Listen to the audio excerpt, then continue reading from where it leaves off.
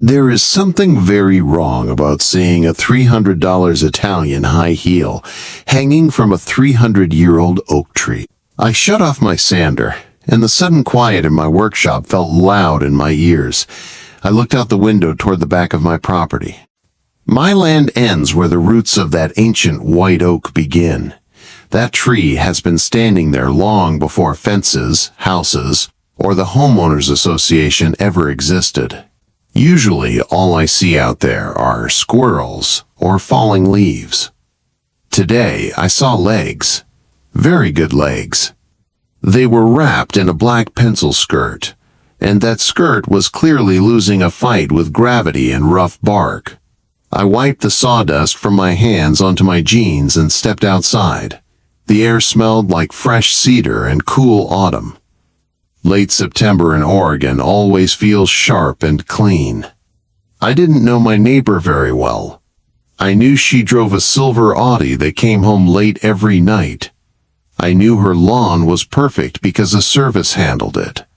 And I knew her name was Sophia because Amazon sometimes dropped her packages on my porch. I walked closer to the tree and leaned my shoulder against the trunk, keeping my voice calm.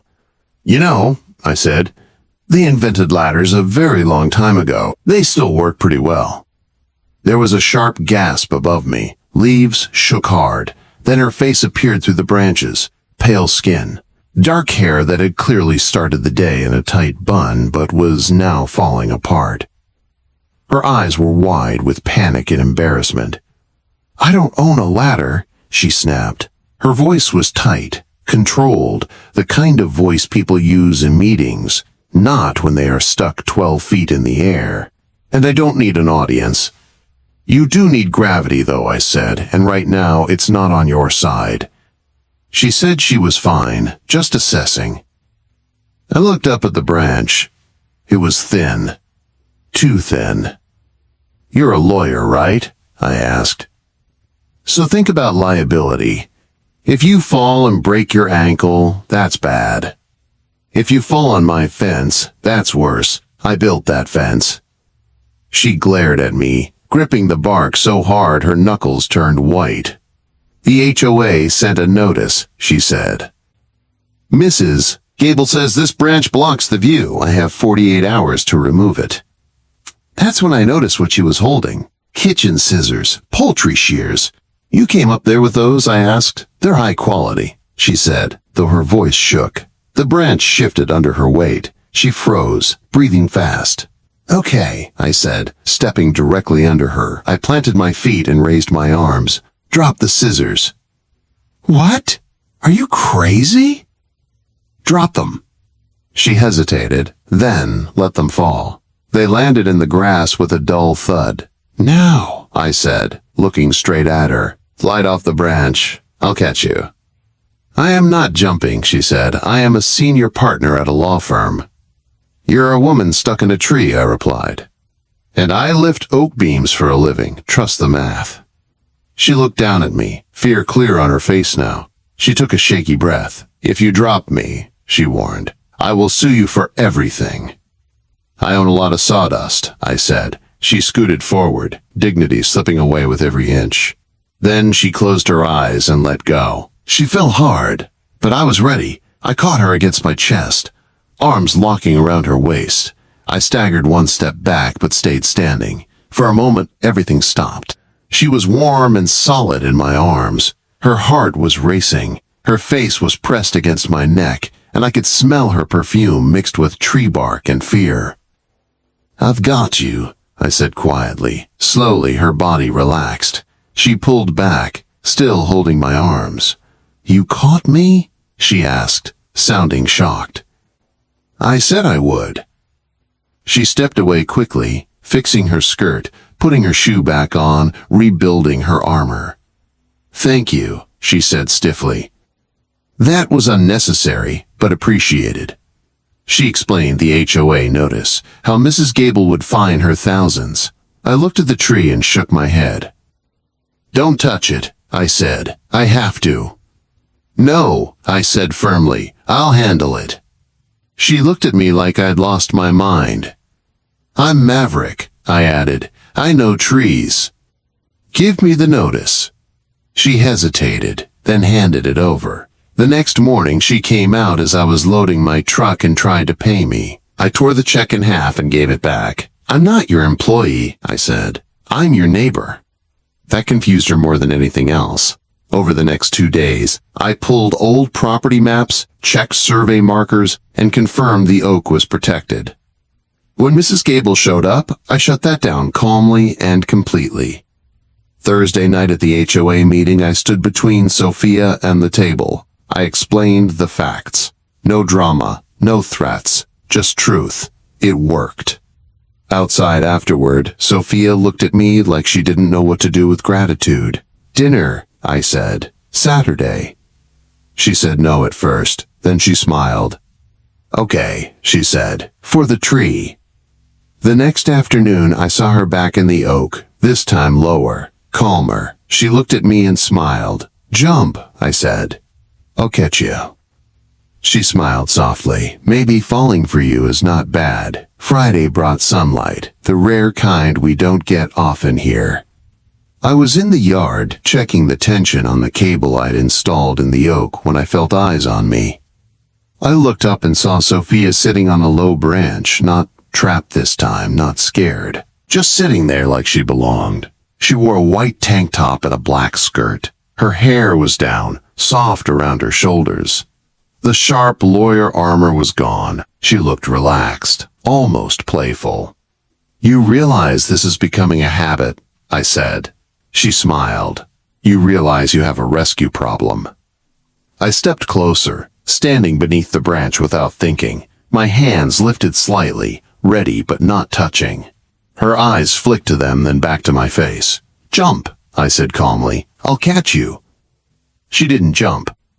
She slid forward slowly, testing the space between us, then dangled for a moment before letting go. This time, I caught her easily. No panic. No impact. Just trust. She didn't pull away right away. "You're solid," she said quietly. "So is the tree," I replied. Saturday night came with rain, soft and steady. I cleaned my house like it mattered because it did. I wanted her to feel safe here. She arrived right on time wearing jeans. That alone told me she was trying. She brought a bottle of wine and looked nervous stepping inside. "You made this?" she asked, running her hand along the wooden table. "Yeah." "It feels alive," she said. "We ate and talked, slowly, carefully. She told me she wanted to be an architect once. I told her wood moves and breathes and you can't force it to stay still. She understood that more than she admitted. I showed her my workshop. The smell of sawdust filled the space. She picked up a chisel, turning it in her hands. "Careful," I said, stepping behind her. "It's sharp." She didn't put it down right away. She told me her grandfather had tools like this but never let her touch them. "You can hear," I said. The air changed. We stood too close. Her breathing slowed. My hands closed over hers, warming them. "I'm always cold," she said. "I can fix that." She leaned in slightly. The moment was there. Then her phone buzzed. Her face closed instantly. Work. Always work. She apologized and left, rain swallowing her as she ran back to her house. 2 weeks passed like that. Distance. Silence. Then one night, I found her sitting on her porch steps in the rain, holding a letter. "They're auditing my property," she said. "They want to tear down my garage." She was breaking, really breaking. "I can't fight this," she said. "I'm just gonna sell." "No," I said. "You have me." She snapped at me, asking why I cared. I told her the truth. "Because you're part of my view." That stopped her. I told her to go to Seattle. I would handle the rest. She rested her forehead against my chest like she finally ran out of strength. "I trust you," she whispered. I kissed her then. Slow and certain. She melted into it. The next week, I dug through city records and found the proof. When the inspector came, I was ready. The garage was safe. I texted her, "Come home." She didn't answer.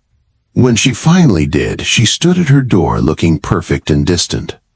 "You saved the garage," she said. "Thank you." Then she ended it. Said our worlds were different. Said relying on me made her weak. I handed her the music box I fixed from her basement. She cried when it played. "You don't have to be strong all the time," I said. I walked away before she could stop me. The fall festival came. I was stacking wood for the bonfire when I felt her behind me. She wore a sweater and jeans. Comfortable. Real. "I was wrong," she said. "When I'm with you, I can rest." Mrs. Gable showed up like always, but this time Sophia stepped in front of me and took my hand. "We," she said firmly.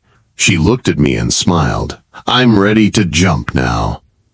"I already caught you," I said, and this time everyone saw it. After the fall festival, things shifted between us in a quiet but powerful way. We didn't announce anything. We didn't label it. We just started showing up in each other's space like it was natural. Mornings became shared coffee on opposite sides of the fence. She would stand in a sweater, hair loose, legal briefs tucked under her arm. I would hand her a mug without asking how she took it. She noticed that. I noticed everything. At night, sometimes she would sit on her porch steps while I worked late in the shop. She didn't interrupt. She just watched. When I finished, I would walk over and sit beside her. No pressure, no demands, just company. She told me about Seattle, about the partners, about how winning cases never felt like winning anymore. "I don't know when it happened," she said one night, staring at the oak tree. "But somewhere along the way, I stopped feeling anything when I succeeded." "You're tired," I said. "I know," she replied, "but I don't know how to stop." I didn't give her advice. I just stayed. One evening, she came over while I was sanding a tabletop. She rolled up her sleeves without asking and helped hold it steady. Her hands weren't used to splinters. She flinched once. "You okay?" I asked. She nodded. "It's good to feel something real." That night, she stayed. Not in the way movies make it dramatic. She stayed for dinner. Then, for conversation. Then, she fell asleep on my couch, legs tucked under her, glasses still on. I covered her with a blanket and didn't wake her. The first time we kissed after that wasn't rushed. It was slow, careful, like we were both learning how to move without armor. When she pulled back, she rested her forehead against mine. "I don't want to run this time," she said. "Then don't," I replied. But life didn't stop pressing. Her firm called again. Bigger cases, more travel, more money. The offer came wrapped in praise and pressure. She tried to act calm when she told me, but her hands shook. "They want me in Seattle full-time," she said. "Promotion, office, everything I worked for." I didn't answer right away. "That's huge," I said finally. "It is," she whispered. "And I don't know if I want it." We stood in silence between my kitchen and the open back door. The oak tree swayed gently in the evening wind. "I don't want to be the reason you give something up," I said. She looked at me sharply. "You're not." But the doubt stayed. The night before her decision, she climbed the oak again. Not high, just enough to sit among the leaves. I stood below, hands in my pockets. "What if I choose wrong?" she asked. "You won't," I said. "You'll just choose." She looked down at me, eyes soft. "Will you still be here?" she asked. "I'm not going anywhere." She closed her eyes, breathed deep, and jumped. I caught her like it was the most natural thing in the world. This time, she kissed me first. She didn't go to Seattle. She woke up early the next morning, sat at my kitchen table with a cup of coffee she forgot to drink, and made the call. I stayed in the workshop and didn't listen. I trusted her to choose herself. When she came back out, her eyes were red, but her shoulders were lighter.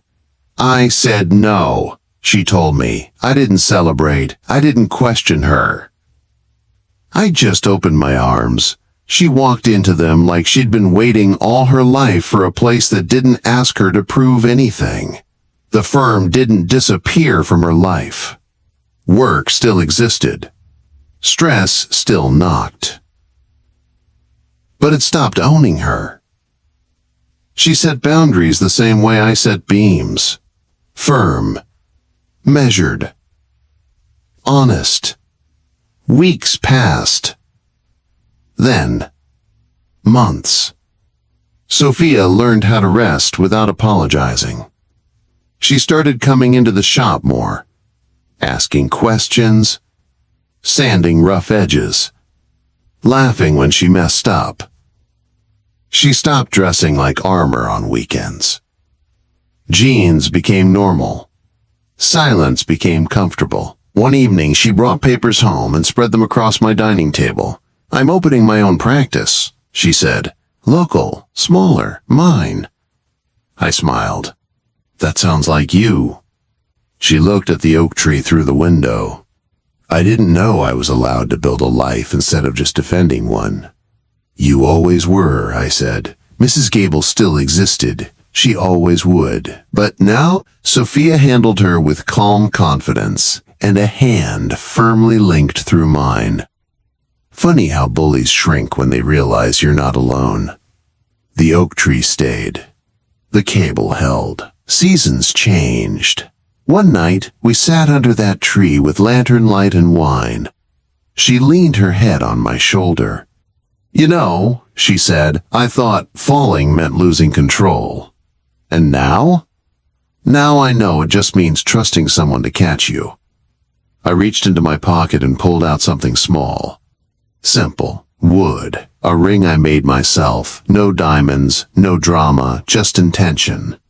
"I don't want to save you," I said. "I just want to stand with you." She didn't hesitate. "Yes," she said. The neighbors clapped. The tree rustled above us. Life didn't become perfect. It became real. And every time she jumped, I was still there.